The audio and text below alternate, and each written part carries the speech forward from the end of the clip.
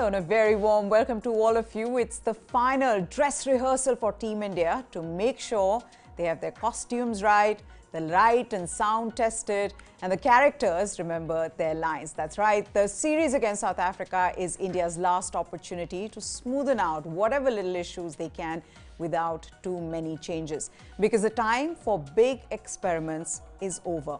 But having said that, there will be some changes given Hardik Pandya and Bhuvneshwar Kumar have been rested from this series. So, who will India play in place of these two? And will there be some tweaking in the batting lineup? Little experiment, not big ones. Let's find out. Ashok Malhotra joins us here on the show. Sir, there's no breathing space these days in modern cricket. Before you know it, India didn't even get any time to savor their series win. They're on to their next assignment. But this is now a crucial series, not because you can really end up doing too many big experiments. Nevertheless, you still need to smoothen out whatever issues you may have. And India will look to do so in this series, right? Absolutely, Meha. In India, batting seems to be coming good of late. Especially every opener is batting well. At least one inning out of three they play. The top three is chipping in. And the middle order has been firing on all cylinders with Surya Kumar Yadav, Hardik Pandya. Although I would still say they're missing Rishabh Pant, definitely. But the fact is that bowling is a bit suspect. So this is now Arshdeep and Harshal Patel will play together. So we'll wait and watch who does well. Because I still have a question mark over Harshal Patel, especially when Bhuvneshwar Kumar comes back in, Hardik Pandya comes back in. So will you play Harshal Patel? We'll have to wait and watch. And then not to forget, Bumrah has to get his match fitness going. So it is going to be a test for Harshal Patel and Arshdeep Singh. And the first time we'll see Arshdeep and Bumrah bowling in 10. It might be a very, very good thing for them if both of them get going, because both of them can bowl good Yorkers, check the flow of runs, especially in the slow. I wonder how the teams would be approaching this series though, sir. I mean, this is a question I was discussing with Rajendra sir, our producer as well. For these two teams now, they are in the same group in the World Cup. They play their match on 30th of October. So then, as teams, and I know that they play each other a lot of times, they just played in June, but when you're so close to the World Cup, do you keep some of those plans that you have against the opposition to yourselves? Do you play close to your chest? Do you keep your cards close to your chest? Or do you go all out? Because Mark Boucher was asked this and he said, we're not going to reveal all our plans. How do you think teams approach a series like this so close to the World Cup? I don't know whether Mark Boucher wants to reveal the plans or not, but you want to play the best team. Because you want to have this is a dress rehearsal team. It is a game where you want to test all your best plans. How will they cope up under pressure? How will they cope up batting first or bowling first? So these are two game plans you want to get in place. You're not talking about an individual. Okay, Rossi, when Justin is not in the side, Reza Hendricks is not in the side. So those two might be a drawback. They are not, if I may say, full strength. Because for me, the major drawback as far as South Africa is concerned is the captain. I was saying about Aaron Finch, I'm saying the same thing about Bavuma, although Aaron Finch's record suggests differently. But Bavuma has been I would say, a handicap for Team South Africa. So, I think I see India winning this series. I don't see. Anyway, bilateral series, we always do well. And this is another chance for India to win the series and talk that we are superior, we are better, till we reach the ICC World Cup. That's right. Okay, let's also talk about their head-to-head records, because South Africa have actually been very good in India. In fact, the last series that they played in India in June, they were leading the series 2-0 before India came back and won the next two T20 internationals, and the last one was washed out. But 20 overall, India have the edge in that they have won 11 and, out of those 20 matches.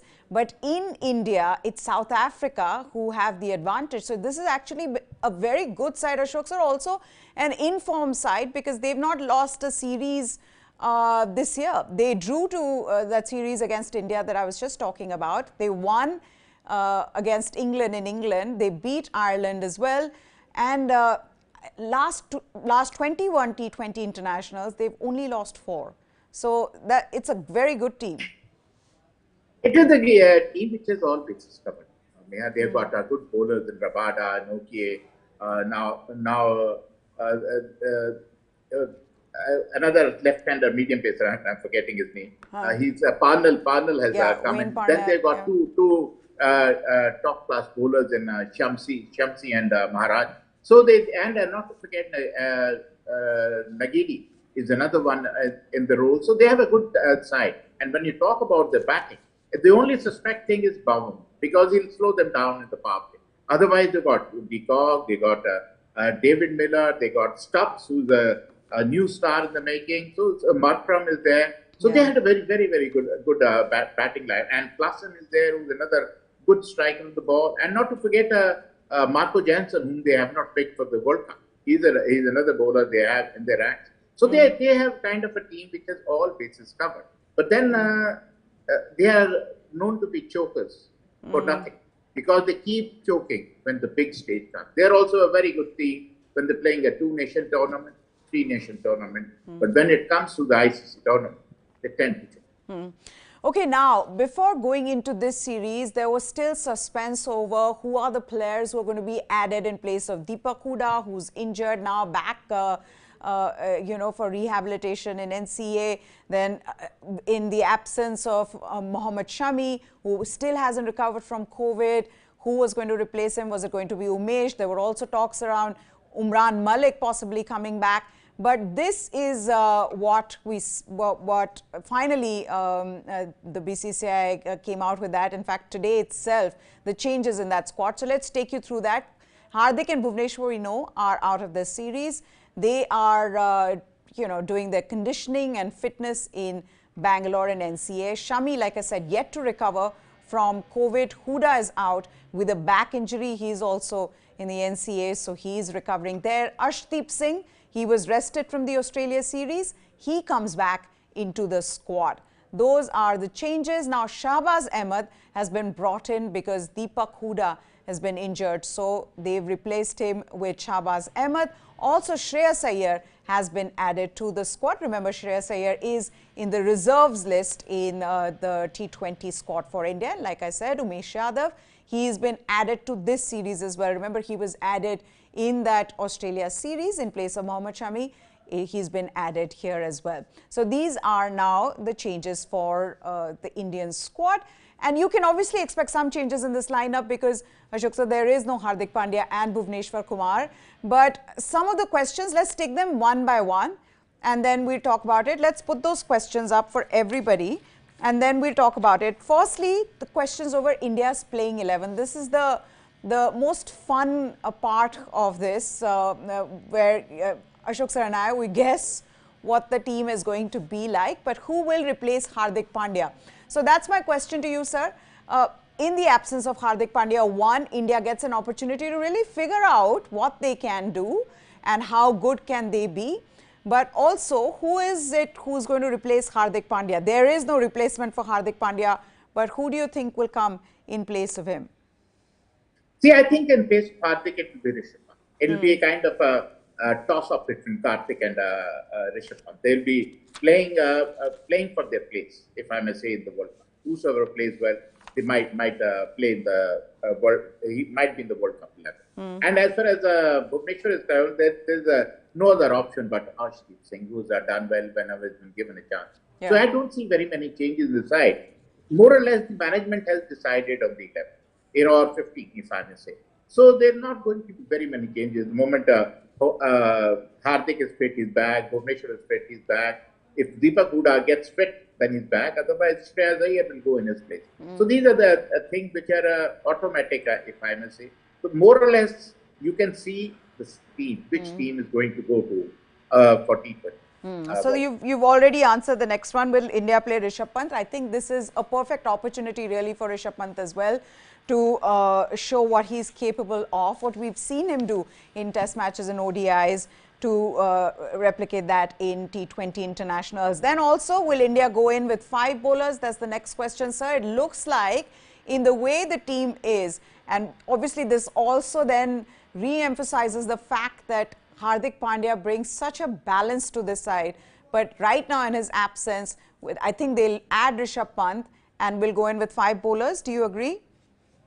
Yeah, definitely they go with 5 bowlers, and not forget Virat Kohli can roll his arm over for a couple of overs. You never know the way this management is working. It can happen. So you can have because going with five bowlers in T20 cricket is always a dangerous thing. Yeah. It is not a very, very thin line, because one bowler can go for very. It can turn the game in favor of the opposition. So going with 5 bowlers, definitely you are fighting with the one hand tied behind your back. But the fact is, there's no other option, because you want to play Rishabh Pant. There's no other option. You're not going to play Shahbaz Ahmed. Yeah. So that is sure. So the team is more or less decided. It is not nothing much to choose. And the fact is, how well the top 3 bat. I'm saying it again, Meha. 1 out of 3 is firing, not 3 of them firing. If those top 3 fire, then I think we'll be winning most of the game, because it'll be less pressure on the middle order. But now, out of the top 3, 2 flop and 1 fires, who can play the role of a sheet anchor like Virat did in the last game. Then the middle order batters, who are good strikers of ball, come good. Then we get 180, 185. Yeah, so in that sense, I think the series is also important for the openers, sir, because this is what we've been seeing since the Asia Cup, that whenever they have, gotten off to a good start, they've done well. They haven't got to big totals, but they've done well. Then suddenly they've struggled.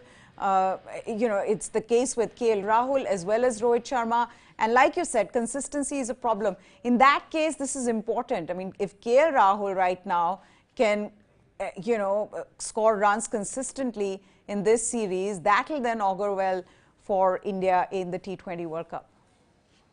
Yes, definitely so, Meha. But God forbid if he doesn't come. Yeah. He's only scored a 50. From Asia Cup till now, he's only scored a 50. Otherwise, he's getting out cheap. Then what do you do? Yeah. Do you fall back upon Virat Kohli, or do you go back to Rishabh Pant? I really don't know. What is the plan B? This is plan A. We know KL and Rohit opening the inning, Virat at number 3, Surya at 4, Hardik at 5. If Hardik is not playing, Rishabh Pant at 5. Maybe Karthik at 6 and Akshar at 7. So this is a top order we have. But my thinking is, this was an opportunity we have to try a youngster. If Umesh Yadav in the side is not going to play, why would you have such a senior player in the side? Like I'm saying the same thing for Ravichandran Ashwin. If he's not going to play a match, why is there to warm the benches?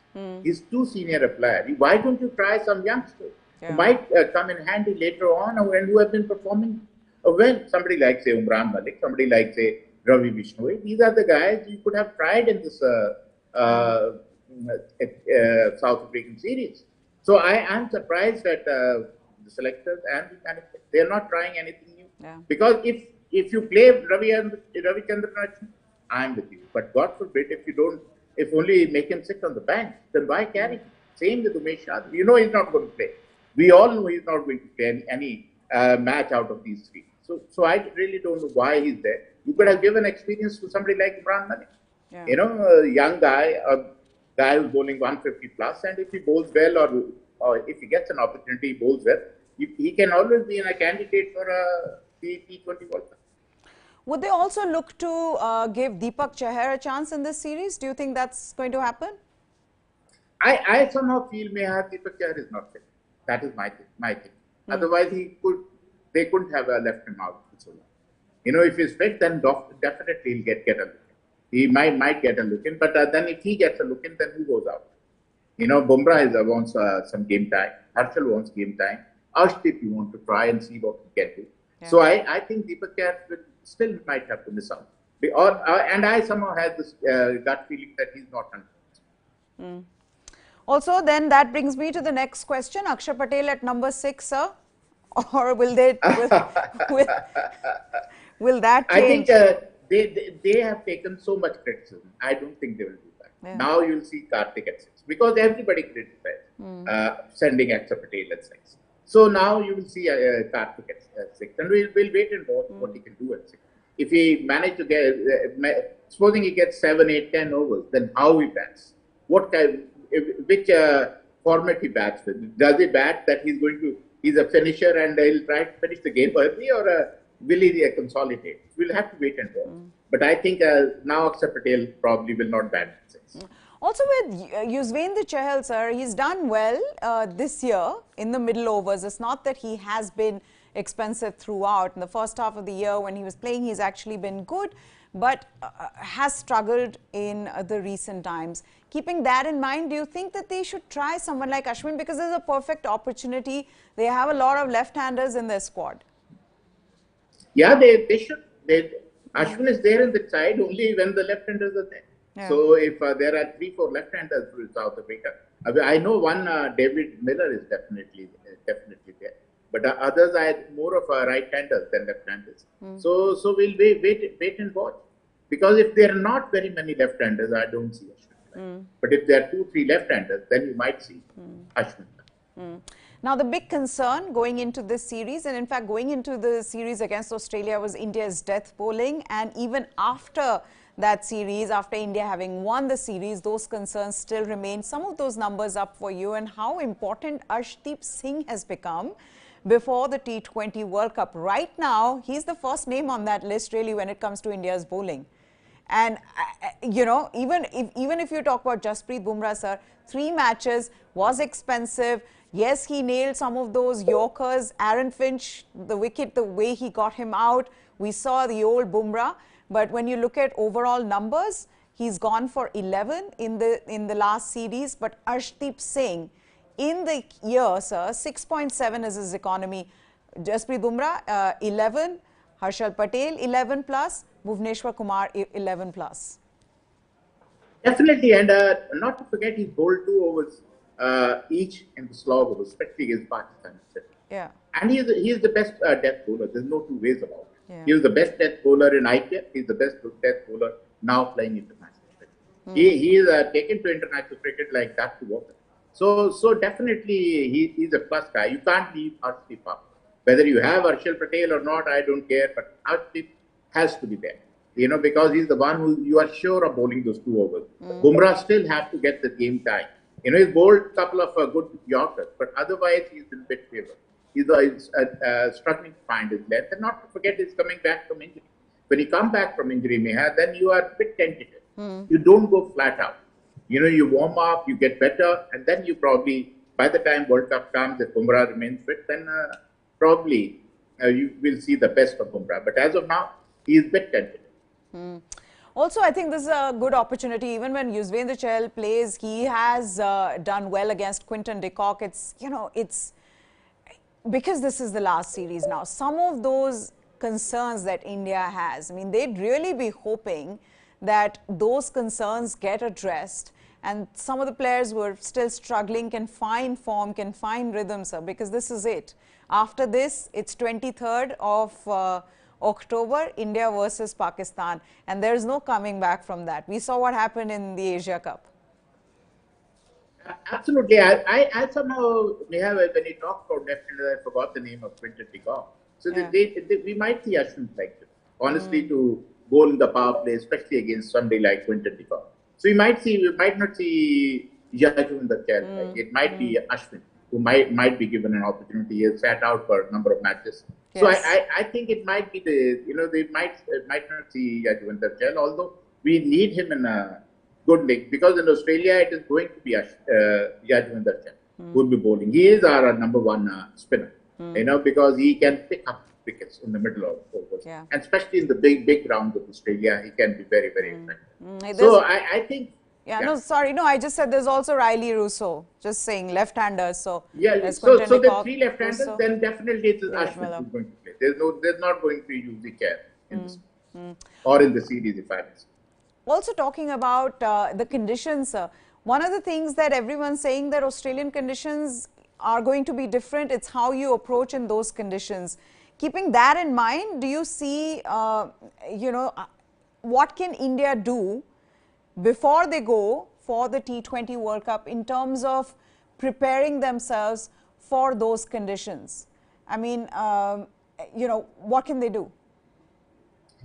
Neha, first and foremost, we'll have to start to learn turns into ones and twos, because Australian grounds are much bigger grounds.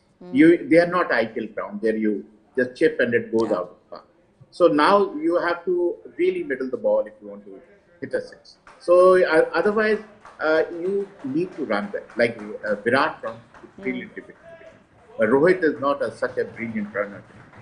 So I think these are few things we'll have to take into consideration. The management will have to think about it, because running between the wickets is going to be very, very wide.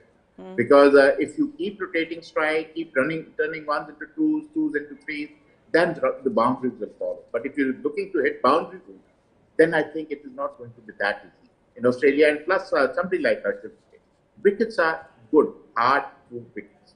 They are not like you bowl the slower ones or in dippers or in cutters and they will turn. They're not going to turn. So that is where the problem lies with somebody like Harshal Patel. And then even with somebody like Bhuvi, he's not been able to swing like he used to. And in slog overs, he goes for very many. So I don't know, we are really, really very thin in our bowling lineup. And forget the power play, even the slog over, even the power play, we are a bit suspect. Okay, then let's just stick to today's game, sir. What are you expecting from this? Now, there are only two T20 internationals that have been played here on this ground in Thiruvananthapuram.